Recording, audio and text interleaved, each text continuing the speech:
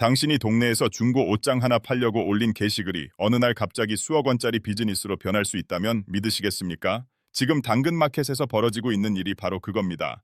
동네 이웃끼리 물건 사고 팔던 단순한 중고거래 앱이 어느새 네이버와 쿠팡을 긴장시키는 괴물 플랫폼으로 성장했거든요. 2024년 기준 월 활성 사용자 2천만 명, 이건 대한민국 성인 3명 중 1명이 쓰는 수준입니다. 더 무서운 건 이들이 단순히 물건만 사고 파는 게 아니라 동네 맛집을 찾고 알바를 구하고 부동산 정보를 얻고 심지어 이사업체까지 당근에서 찾는다는 거죠. 하루 평균 거래 건수만 17만 건이 넘습니다. 1분마다 118건씩 거래가 일어나는 셈이죠. 동네라는 물리적 공간이 디지털 경제로 전환되는 순간 그 중심에 당근마켓이 서 있습니다. 그런데 여기서 핵심은 이겁니다. 왜 하필 동네일까요? 네이버는 전국구 검색을 장악했고 쿠팡은 로켓 배송으로 24시간 안에 뭐든 갖다 주는데 말이죠. 답은 간단합니다. 신뢰거든요. 당신이 강남에 사는 모르는 사람한테 10만 원짜리 가전제품 사는 것과 같은 아파트 3동에 사는 이웃한테 사는 건 완전히 다른 경험이죠. 후자는 사기칠 확률이 현저히 낮습니다. 왜냐하면 같은 동네에 사니까요. 얼굴 마주칠 수 있고 평판이 중요하고 커뮤니티에서 매장당할 수 있거든요. 실제로 당근마켓의 사기 신고율은 전체 거래의 0.1% 미만입니다. 전국구 플랫폼들이 1%에서 3% 수준인 것과 비교하면 30배 안전한 거죠. 이 신뢰를 돈으로 바꾸는 게 바로 당근마켓의 전략입니다. 오늘은 이 이야기를 한번 깊이 파헤쳐 보겠습니다. 당근마켓이 처음 나왔을 때만 해도 사람들은 코웃음 쳤습니다. 2015년에 판교에서 시작한 작은 스타트업이었거든요. 그때만 해도 중고나라, 번개장터 같은 선배들이 이미 시장을 꽉 잡고 있었죠. 근데 당근은 완전히 다른 방식으로 접근했습니다. 전국구가 아니라 동네 단위로 쪼갠 거예요. 서울 강남구에서 물건 올리면 강남구 사람들만 보고 부산 해운대에서 올리면 해운대 사람들만 보는 시스템이죠. 처음엔 불편해 보였습니다. 왜 굳이 범위를 좁히냐는 반응이 많았거든요. 하지만 이게 오히려 엄청난 강점이 됐습니다. 동네 범위로 제한하니까 직거래가 쉬워진 거죠. 택배비 안 내도 되고 5분만 걸어가면 되고 물건 상태도 직접 확인할 수 있으니까요. 더 중요한 건 사기가 확 줄었다는 겁니다. 전국구 플랫폼에서는 사기꾼이 한번 사고치고 튀면 그만이지만 동네 기반에서는 그게 불가능하거든요. 같은 동네에서 계속 살아야 하니까 평판이 생명입니다. 이렇게 당근마켓은 2020년에 월 활성 사용자 1천만 명을 돌파했고 2023년에는 2천만 명을 넘어섰습니다. 그런데 당근마켓의 진짜 야망은 여기서 끝이 아닙니다. 중고거래는 시작일 뿐이었거든요. 2021년부터 당근은 본격적으로 로컬 생활 플랫폼으로 변신하기 시작했습니다. 당근 알바가 나왔고 당근 동네 가게가 생겼고 당근 비즈니스 프로필이 등장했죠. 이게 뭘 의미하냐면 이제 당근은 단순히 물건만 사고 파는 게 아니라 동네에서 일어나는 모든 경제 활동을 플랫폼 안으로 끌어들이겠다는 겁니다. 당근 알바를 예로 들어볼까요? 기존 알바 플랫폼들은 전국 단위로 공고를 뿌리죠. 근데 동네 카페 사장님 입장에서는 멀리 사는 알바생보다 걸어서 5분 거리에 사는 알바생이 훨씬 좋거든요. 지각도 덜하고 급하게 연락하면 바로 올 수 있고 오래 일할 가능성도 높으니까요. 당근 알바는 바로 이 지점을 공략했습니다. 동네 방역 6km 이내의 알바만 보여주는 거죠. 2023년 기준 당근 알바 공고는 월 평균 50만 건이 넘습니다. 알바 천국이나 알바몬 같은 기존 강자들이 긴장할 수밖에 없는 수치죠. 당근 동네 가게는 더 재밌습니다. 동네 빵집, 카페, 식당, 미용실 같은 소상공인들이 당근의 가게를 등록하고 홍보할 수 있게 해준 거거든요. 네이버 플레이스나 카카오맵과 경쟁하는 셈인데 당근의 강점은 이미 2천만 명의 활성 사용자가 매일 앱을 켠다는 겁니다. 동네 주민이 중고거래 보러 앱 켰다가 우리 동네 새로 생긴 카페네? 하고 자연스럽게 발견하는 거죠. 광고비 한 푼 안 쓰고도 홍보가 되는 겁니다. 여기에 당근 비즈니스 프로필까지 더해지면서 완전히 새로운 시장이 열렸습니다. 동네 이사업체, 인테리어 업체, 청소업체들이 당근의 프로필을 만들고 리뷰를 받기 시작한 거예요.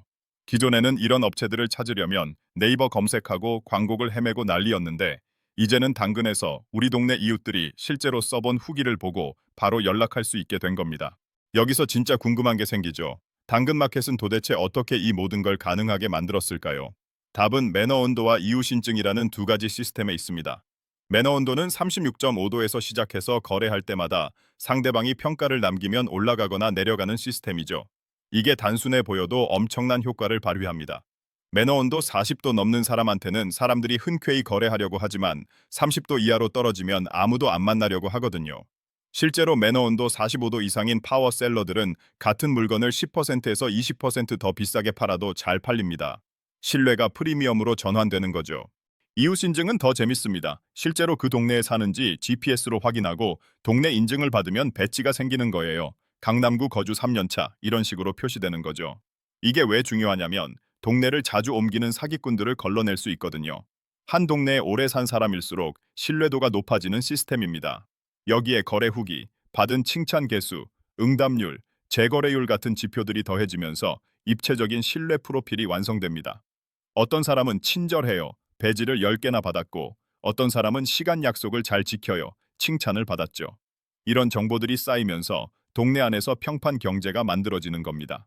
대호 흥미로운 건 당근마켓이 만들어낸 독특한 문화입니다. 당근 NB방이라고 들어보셨나요?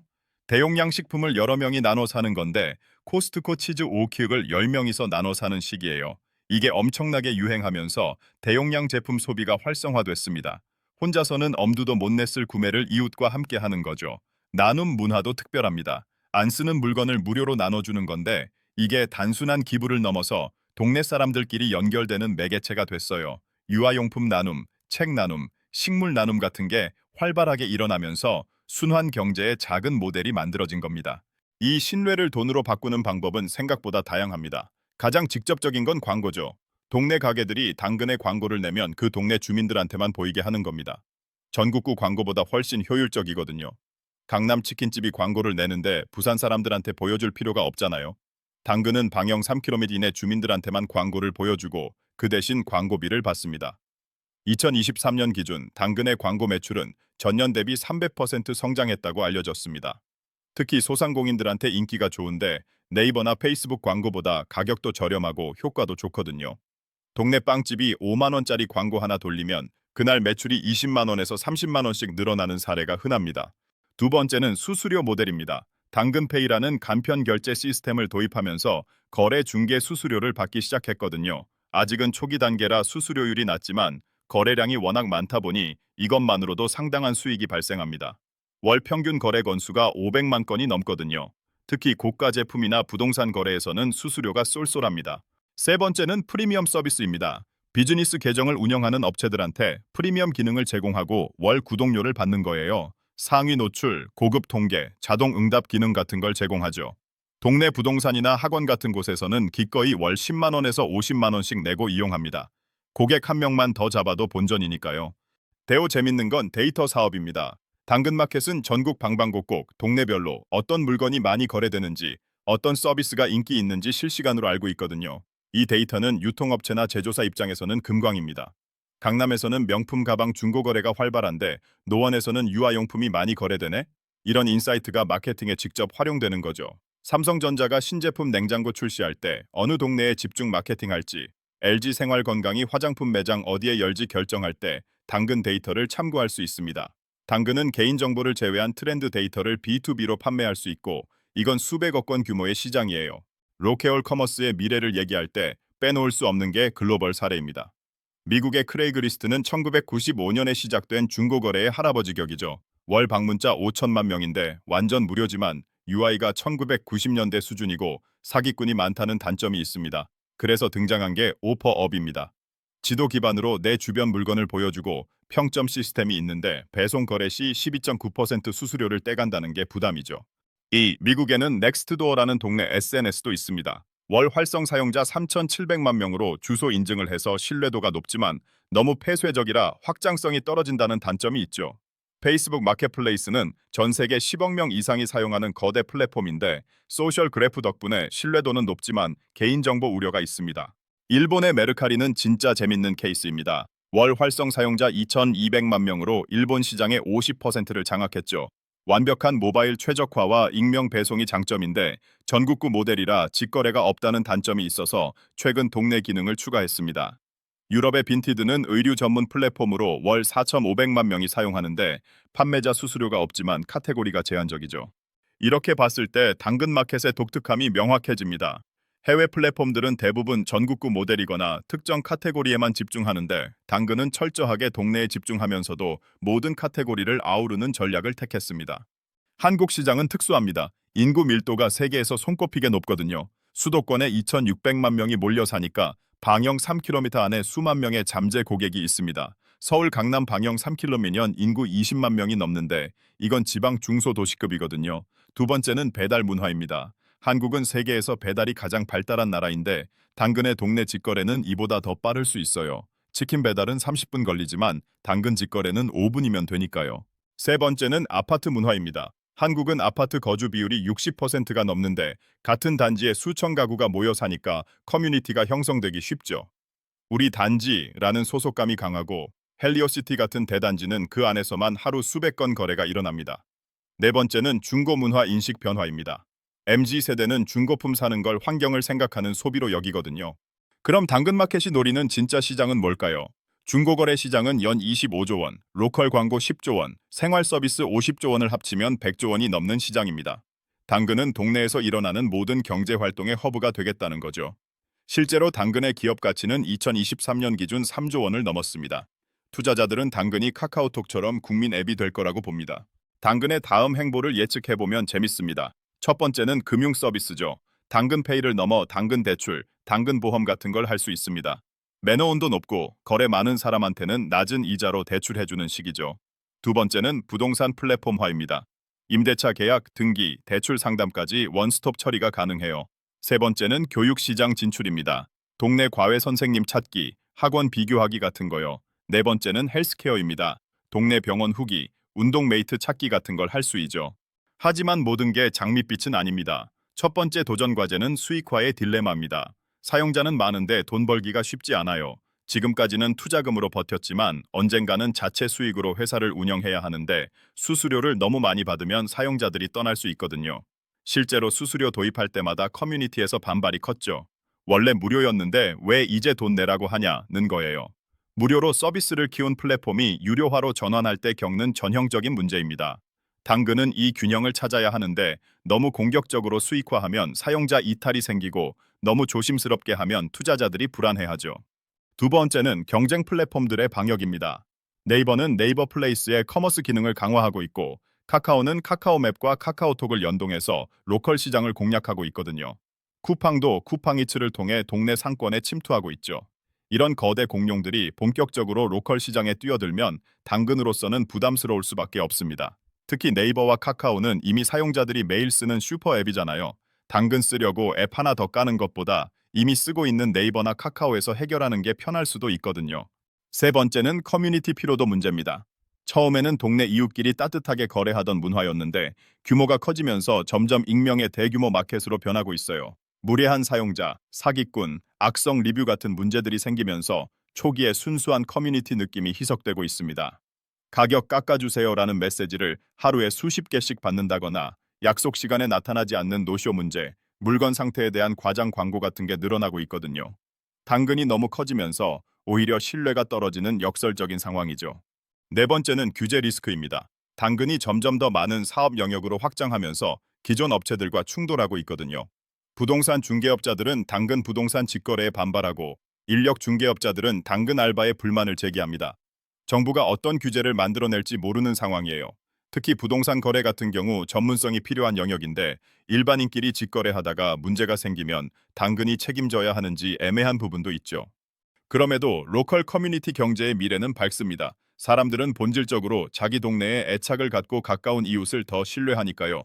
코로나19 이후 재택근무가 늘어나면서 사람들이 동네에서 보내는 시간이 많아졌고 자연스럽게 동네 경제가 활성화됐습니다. 예전에는 회사 근처에서 점심 먹고 퇴근길에 쇼핑했다면 이제는 집 근처 카페에서 일하고 동네 마트에서 장을 보죠. 이런 라이프스타일 변화가 당근마켓 같은 로컬 플랫폼에게는 기회가 되는 겁니다. 당근마켓의 성공은 단순히 하나의 앱이 잘 됐다는 게 아닙니다. 디지털 시대에도 물리적 공간과 지역 커뮤니티가 여전히 중요하다는 걸 증명한 거거든요. 아마존이 전 세계를 하나의 시장으로 만들었다면 당근은 동네를 다시 경제의 중심으로 끌어올린 겁니다. 이게 진짜 혁신이죠. 글로벌 플랫폼들이 더 크게, 더 많이, 더 빠르게를 외칠 때 당근은 더 가깝게, 더 진하게, 더 안전하게를 선택한 겁니다. 네오 중요한 건 당근이 만들어낸 사회적 가치입니다.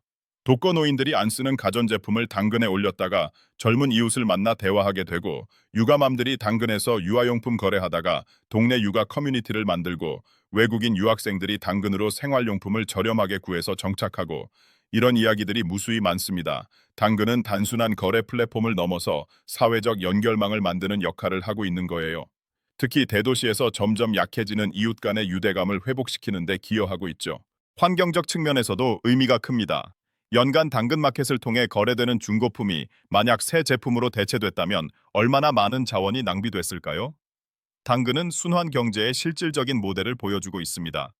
버려질 뻔한 물건이 필요한 사람한테 가고 쓰레기가 줄어들고 자원이 절약되는 거죠. MZ세대가 당근을 애용하는 이유 중 하나도 바로 이런 가치 소비 때문입니다. 앞으로 당근마켓은 IPO를 준비하고 있고 대만과 캐나다에도 진출했습니다. 동네 기반 금융이나 보험 같은 새로운 서비스도 론칭할 수 있죠. 중요한 건 당근이 만든 로컬 커머스 모델이 이미 하나의 트렌드가 됐다는 겁니다. 네이버, 카카오, 쿠팡 같은 거대 공룡들도 이제는 로컬 시장을 무시할 수 없게 됐거든요. 결국 핵심은 신뢰입니다. 디지털 시대에 역설적으로 아날로그적 신뢰가 더욱 중요해진 거죠. 전국 어디든 배송되고 클릭 한 번에 뭐든 살 수 있지만 사람들은 여전히 얼굴 보고 거래하는 건 선호합니다. 매너 온도라는 단순한 숫자 하나가 수백만 원짜리 거래를 성사시키는 신뢰 자본이 되는 거죠. 당근의 성공은 플랫폼 경제의 새로운 패러다임을 보여줍니다. 전 세계를 하나의 시장으로 보는 게 아니라 동네 단위로 쪼개서 깊이 파고드는 전략이죠. 이게 먹히는 이유는 사람들이 여전히 로컬 커뮤니티의 소속감을 느끼고 이웃과의 관계를 중요하게 생각하기 때문입니다. 당근마켓이 증명한 건 작은 것이 아름답다는 명제입니다. 거대한 전국구 플랫폼이 모든 걸 지배하는 시대에 동네라는 작은 단위가 오히려 경쟁력이 될 수 있다는 거죠. 3km 방영이라는 제한이 오히려 강점이 된 겁니다. 이건 비즈니스뿐 아니라 우리 사회에 시사하는 바가 큽니다. 지역 공동체의 중요성, 이웃 간의 신뢰, 얼굴을 마주하는 거래의 가치 같은 것들이죠. 여러분의 동네에서는 당근마켓이 얼마나 활발하게 쓰이고 있나요? 중고 거래만 하시나요? 아니면 알바나 동네 가게 정보도 찾아보시나요? 혹시 당근으로 새로운 이웃 친구를 만나거나 동네 모임에 참여해 보신 적 있으신가요? 당근이 앞으로 어떤 서비스를 추가하면 좋을지 여러분의 생각을 댓글로 남겨주시면 함께 이야기 나눠보겠습니다. 오늘 얘기는 여기까지입니다. 시청해 주셔서 감사합니다.